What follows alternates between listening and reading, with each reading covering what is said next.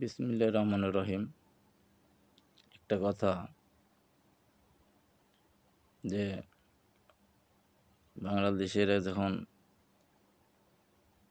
অনেক পুলিশকেই চাকরি ছেড়ে দিয়েছে, অনেক পুলিশ যেটা চাকরিতে আসছে না বা যাদেরকে ডাইকি পাওয়া যাচ্ছে না, সেই ক্ষেত্রে এখন একটা কাজ করা যায়।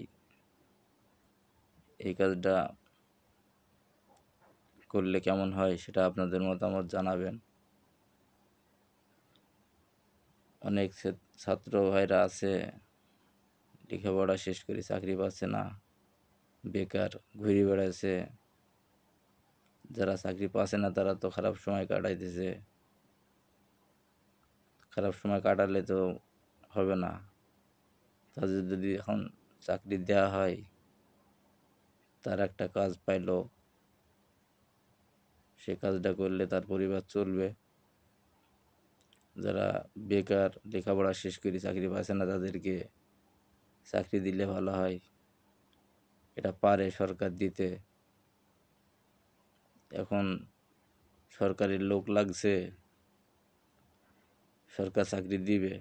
দেশের পরিস্থিতি ভালো না, এমন সিস্টেম করে হয়তো বা দিতে পারে যে বেতন একটু কম হলো, বা তাদের একটা সিস্টেম করে রাখলো যে বেতন 6 মাস পরে বা 4 মাস পরে 5 মাস পরে থেকে তোমাদের বেতন রানিং হবে। এই সিস্টেমে কাজ করো, তাহলে দেশেরও কাজ ভালো হলো। যারা বেকারত্ব আছে তাদেরও সংসারটা চললো। অনেক গরিব মানুষ আছে লেখাপড়া শেষ করে চাকরি পাচ্ছে না, টাকা লাগছে, ঘুষ লাগছে, তারা কোনোই চাকরি হচ্ছে না। তারা কি করবে?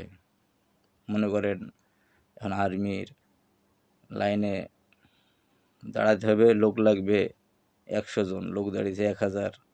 1000 তো না, 10,000 লোক দাঁড়ায়, তার মধ্যে 100 জনকে বাছাই করে লাই, আর বাদ বেগারে রিজেক্ট করে।